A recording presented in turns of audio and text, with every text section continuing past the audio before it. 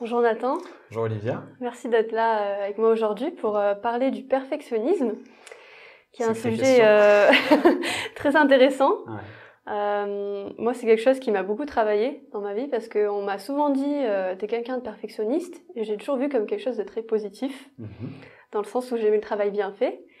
Et plus tard, je me suis rendu compte qu'en fait, des fois, ça me bloquait en fait, et ça me freinait parce que j'avais peur justement de mal faire ou de faire des choses et de pas avoir un résultat satisfaisant. Et du coup, ça m'a empêché de faire beaucoup de choses, par peur de mal faire. Et du coup, je me demandais si tu avais des clés à me donner par rapport à ça. Alors effectivement, c'est un sacré sujet. Déjà, la première chose, c'est vrai que le perfectionnisme, on entend souvent que c'est une bonne chose. Et je pense que c'est pas tout à fait exact parce que, en tout cas dans la parole de Dieu, on voit qu'il y a cette recherche de l'excellence qui est présente. Mais le perfectionnisme sous-entend qu'il y a une perfection. Et la perfection, on peut pas atteindre la perfection. Perfection, c'est parfait. Moi, je me souviens à l'école, j'avais un prof qui voulait jamais mettre des 20 sur 20 pour la simple et bonne raison que il dit la perfection, ça n'existe pas. Et je pense que c'est tout à fait juste. La perfection, c'est Dieu qui l'incarne. Dieu est parfait, nous on n'est pas parfait et on peut simplement faire de notre mieux. Par contre, essayer de bien faire, ça oui, c'est une chose qu'on retrouve dans la parole de Dieu. Et moi, il y a un passage que j'aime beaucoup, un passage connu qu'on retrouve dans Juge 6, où Dieu dit, mais va avec la force que tu as. Et ce passage, il est porteur vraiment d'une espérance, je crois, pour chacun d'entre nous, parce que on est appelé à aller avec les forces que nous avons, mais pas celles que nous n'avons pas. C'est-à-dire que Dieu nous a tous pourvus de capacités. On connaît aussi la parabole des talents. Certains, ils ont reçu 1 talent, d'autres 5, d'autres 10. On n'a pas tous reçu la même chose. Mais ce que Dieu nous demande, c'est de faire de notre mieux avec ce que nous possédons. Et d'aller avec ces forces que nous avons. Et sur celles qui nous manquent, c'est le Seigneur qui vient les combler. Si on essaye de combler ce qui nous manque par la recherche du perfectionnisme, on va aller droit à l'échec. Parce qu'on ne peut pas donner plus que ce qu'on a, on ne peut pas donner ce que nous n'avons pas reçu. Et vraiment, c'est ça, c'est d'aller avec ce que nous avons, en sachant que le Seigneur, il viendra aussi combler nos manquements, et puis de ne pas aller à la recherche de ce qui n'est pas atteignable, mais vraiment faire du mieux qu'on peut, tout simplement.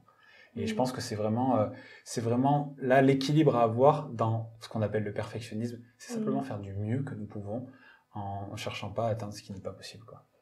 Ok. Et dans ce sens-là, est-ce que tu penses que le perfectionnisme, ce serait lié à l'orgueil ou justement un besoin de se prouver parce que au fond, on a l'impression qu'on n'a pas de valeur si on n'atteint pas certains objectifs ou qu'on ne fait pas certaines choses? Oui, alors ça, c'est tout à fait juste. Moi, je pense que c'est profondément aussi lié à l'orgueil, parce que c'est aussi de croire que, encore une fois, on peut faire les choses par nos propres forces, comme si nous, on était capable d'atteindre les buts, les sommets. Et puis c'est aussi étroitement lié à une notion qui est très présente dans le monde aujourd'hui, plus que, je crois, à aucune époque auparavant, parce que le succès, la réussite selon le monde, elle est toujours basée sur le résultat. Et elle est tellement basée sur le résultat qu'on voit très bien, même dans les entreprises, il y a des coachs, des formations qui sont là pour obtenir toujours plus de résultats, toujours essayer d'avoir le maximum de rendement.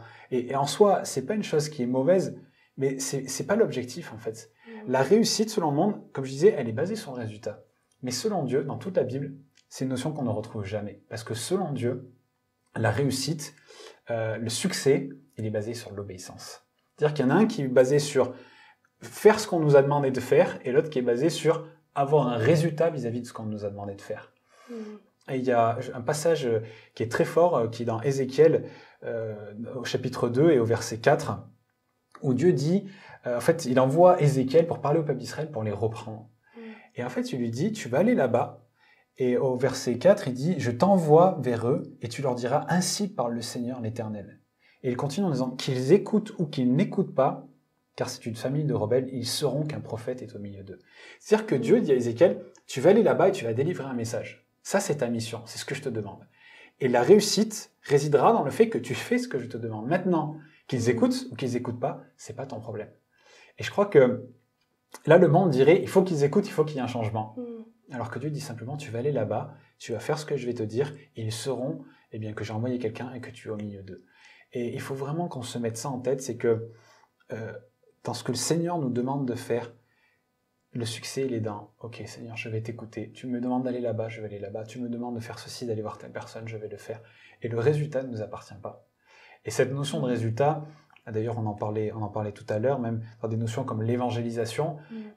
Souvent, on a des personnes qui ont peur de parler de Jésus parce qu'elles se disent, mais si on me dit non, ou s'il n'y a pas de succès, ou si même, tiens, je vais prier pour quelqu'un qui est malade, et s'il n'est pas guéri. Et du coup, de ce fait, on est paralysé par nos peurs et on préfère rien faire. Je ne sais pas si aussi c'est des choses que tu as pu vivre. Moi, en tout cas, ça m'arrive souvent. C'est-à-dire que la peur nous paralyse.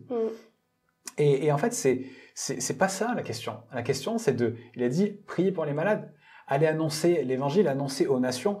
Et notre but, c'est de faire ça. Et le résultat ne nous appartient pas. Et si le Seigneur dit que c'est le Saint-Esprit qui convainc les cœurs, c'est pas nous. Et c'est à lui de faire ce travail-là. Nous, notre travail, c'est d'obéir. Et je pense qu'il faut vraiment qu'on se détache de cette pensée du monde qui est là et qui nous rappelle sans arrêt que oui, il faut un résultat. Oui, il faut on place des sous, il faut qu'il y ait un rendement. S'il n'y a pas de rendement et qu'on perd d'argent, alors on a échoué. C'est pas ça dans le royaume de Dieu. Ce qui est important, c'est d'être obéissant vis-à-vis de ce qu'il nous demande. Ouais. Je pense que c'est aussi dur de lâcher prise vis-à-vis du résultat et de se dire, en fait, c'est Dieu qui va pourvoir. Ouais. Et que ce soit positif ou négatif, Dieu va faire ce qu'il veut faire, et puis, après tout, il y a aussi une chose, c'est que si on échoue, si même, d'ailleurs pour reprendre mon exemple, on va parler de Jésus à quelqu'un et il nous dit non, ou on prie pour un malade et il n'est pas guéri, et alors quoi? Est-ce qu'au fond, il y a quelque chose vraiment de grave qui se passe? Non, c'est pas grave. Et puis on va le refaire, et puis la fois suivante, ça ira mieux, et puis il se passera quelque chose, et s'il se passe pas, on va refaire. Je veux dire, vraiment, je pense que notre mandat de disciple, il n'est pas à toujours se poser des questions vis-à-vis, encore une fois, de ce résultat, c'est dire, mais non, le Seigneur, il nous donne des instructions, on obéit à ses instructions, et on sera aussi récompensé vis-à-vis de ses instructions. Comme une fois la parabole des talents, on voit que le seul qui a été repris, c'est celui qui finalement n'avait rien fait de ce qui lui a été confié. Si on fait avec ce que le Seigneur nous confie et qu'on échoue, c'est pas grave, on aura encore une fois fait ce qu'on a pu. Et c'est ça que le Seigneur nous demande, c'est d'essayer de faire fructifier ce qu'il nous a confié. Que ce soit des talents naturels, que ce soit des dons pour la musique, que ce soit des finances, que ce soit notre famille, nos enfants, dans l'éducation, tout ça, le Seigneur nous demande de faire du mieux qu'on peut aussi avec les instructions qu'il nous donne. Voilà, et se détacher du résultat, en sachant que bien entendu, on essaye quand même de réussir, mais le but, c'est pas d'obtenir un résultat parfait, c'est de faire du mieux que nous pouvons. Ouais. Merci beaucoup, Nathan, c'est très bon, c'était très intéressant. Moi, j'avais un autre point à aborder avec toi, c'était celui de toujours attendre les conditions favorables pour faire quelque chose.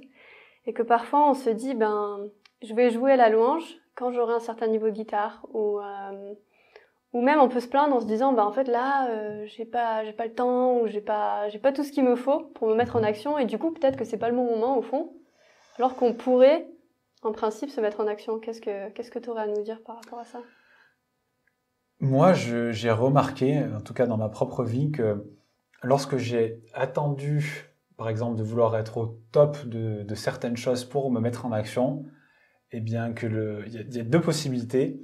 C'est que soit je me mets pas en action parce que le top ne vient jamais, soit parce que je pense avoir les capacités. Encore une fois, du coup, je suis plus dans la dépendance aussi à ce que le Seigneur me demande, dans le sens où j'y vais avec les forces que j'ai, et puis lui aussi, il viendra combler le reste. Maintenant, je dis pas qu'il faut bâcler ce qu'on entreprend, mais en tout cas, par rapport aux conditions, je pense qu'il y a vraiment une chose importante, c'est qu'on a un passage dans la Bible, dans le livre de l'Ecclésiaste, je crois au chapitre 2 ou chapitre 3, où Dieu dit que celui qui a peur que vienne le vent ou la pluie ne pourra jamais semer ni récolter. Et moi, ça a vraiment été une révélation pour moi, parce que parfois, on a tellement de craintes sur le fait que oh là là, c'est pas forcément le bon moment pour faire ça, ou j'ai un emploi du temps trop chargé en ce moment, ou j'ai ma famille à m'occuper, je peux pas mettre en action pour telle ou telle chose, tel service dans mon église, ou une responsabilité plus grande au travail, qu'en fait, on ne fait rien du tout. Mais la vérité, c'est que ce temps au beau fixe qu'on attend en disant « Ah là là, quand il sera là, je me mettrai en action », peut-être qu'il viendra jamais. Ou peut-être qu'il viendra dans 1 an, dans 2 ans, à une période de ma vie où en fait, je serai peut-être passé à autre chose, ou ce sera un autre chapitre, une autre saison. Et il y a parfois cette façon de remettre à plus tard, nos plus tard, ils peuvent se transformer en trop tard. Et il y a beaucoup de gens qui arrivent à un âge avancé, qui sont là en disant « Mais maintenant, c'est trop tard, je suis plus en capacité de faire ce que je voulais faire à l'époque, parce que j'ai attendu. » Et des fois, on attend trop, et on passe à côté vraiment de ce que Dieu nous appelait à faire. Donc vraiment, je pense que il faut qu'on se détache de ces conditions parfaites, en disant « Quand il y aura ça, je m'y mettrai. » Non, c'est de dire « Ok, avec les conditions que j'ai aujourd'hui, encore une fois, je vais faire le maximum, je vais essayer. » Et puis, si une partie de la semence s'envole au vent, c'est pas très grave, il y aura toujours une partie que je vais pouvoir récolter. Alors que y a des gens qui sont paralysés par la peur, et finalement, il faut rien. C'est terrible parce que ils vivent dans une culpabilité, et puis c'est souvent des gens qui, du coup, ont tendance à se comparer aux autres en disant « Ah là là, lui, il fait ci, il fait ça, et moi, j'ai rien fait. » Et je pense qu'il faut vraiment sortir de ce schéma et dire, ok Seigneur, je te fais confiance dans les conditions dans lesquelles je suis, je vais donner mon meilleur. Et un jour, on m'a raconté cette histoire, ça m'avait vraiment frappé. C'était l'histoire d'un homme qui avait des problèmes de finances et qui cherchait un travail, il n'en trouvait pas. Et dans les petites annonces, il a vu des gens qui recherchaient des cours de guitare. Et il ne jouait pas du tout de guitare. Alors ce qu'il a fait, c'est qu'il est allé au magasin de musique, il a acheté une guitare d'occasion et un manuel avec des leçons pour apprendre à jouer. Et il a fait la leçon 1, il a commencé les rudiments de la guitare. La leçon 2, il a commencé à un peu les bases du solfège. Et plein de confiance, il a mis une annonce dans le journal, donne cours de guitare pour débutants. Et cet homme a donné la leçon numéro 1 du cours de guitare en n'en étant qu'à la leçon numéro 2. Et la semaine d'après, il faisait la leçon 2 à son étudiant, alors que lui en était à la leçon 3. Et j'ai trouvé ça vraiment, vraiment frappant et en même temps, certes drôle, mais c'était un homme qui était rempli de courage et en même temps, c'est ça. C'est-à-dire le peu que nous avons reçu, on peut le donner. Et des fois, on est là à essayer d'atteindre les sommets en disant « mais moi, j'ai pas assez de connaissances bibliques, je pourrais pas aider des nouveaux convertis, ou je suis pas capable d'enseigner, je suis pas capable de parler de Jésus. » Mais c'est faux. Le peu qu'on a reçu, on peut le donner au Seigneur. Et je sais pas si tu te rappelles de cette histoire, mais quand Pierre et Jean sont arrivés au temple, il y avait un homme qui demandait de l'argent. Qu'est-ce qu'ils ont répondu? Ils ont dit « Pierre a dit, je n'ai ni argent ni or, mais ce que j'ai, je te les donne. Sois guéri au nom de Jésus. » Et finalement, c'est ça, c'est dire « ok, ce qu'on n'a pas, on peut pas le donner. Mais ce que nous avons, même peu, eh bien, ça peut changer, transformer des vies. Et ça, dans tous les domaines de notre existence, on peut s'appliquer dans notre travail, dans notre vie de famille. Dire, le peu que j'ai appris, ça va pouvoir servir à quelqu'un. Alors, c'est pas parce qu'on a un talent qu'il faut dire, il y en a qui ont 10, alors moi, j'ai rien à donner. Ouais. Non, c'est faux. Le talent que tu as reçu, tu peux le donner et le faire fructifier pour la gloire de Dieu. Ouais. Et Dieu t'en donnera plus. Et Dieu nous en donnera plus, il a dit, effectivement, celui qui est fidèle dans les petites choses, je lui en confierai les plus grandes. Et des fois aussi, c'est ça, on voudrait atteindre l'étape 10, sans passer par l'étape 2, 3, 4, 5, 6, 7, 8. Et ça aussi, c'est quelque chose d'important, c'est que les raccourcis avec Dieu, ils n'existent pas. Parfois, on voudrait bâtir des ponts, aller plus vite, griller des étapes, mais il y a des passages obligés dans lesquels aussi Dieu nous forme, et ça va constituer aussi un capital, un héritage, une richesse aussi qui va pouvoir être donnée à d'autres. Il ne faut pas aussi qu'on rejette aussi ces temps que l'on vit qui sont parfois difficiles, des épreuves, des difficultés, parce qu'aussi au travers de ça, Dieu nous forme. Dans ces conditions défavorables, Dieu nous forme, et ça pourra servir à d'autres par la suite. Voilà. Super, merci beaucoup Nathan, c'était très encourageant. Avec plaisir. En tout cas, c'est vrai que c'est un sacré sujet, et je pense qu'on est tous touchés par ça. Il faut vraiment que, si je peux résumer la chose ainsi, on réalise qu'on a reçu certaines choses, avec ce qu'on a reçu, on doit faire du mieux qu'on peut, aller avec la force que nous avons, et puis faire confiance au Seigneur qui va lui faire sa part, et ne pas se comparer, ne pas chercher à essayer de ressembler à celui qui est à côté de nous. Mais c'est vraiment, avec ce que nous avons reçu de la part de Dieu, faire notre mieux, tout simplement. Et le résultat ne nous appartient pas. Et si on échoue, c'est pas grave. Et si on échoue, c'est pas grave, exactement. Super, merci beaucoup. Avec plaisir.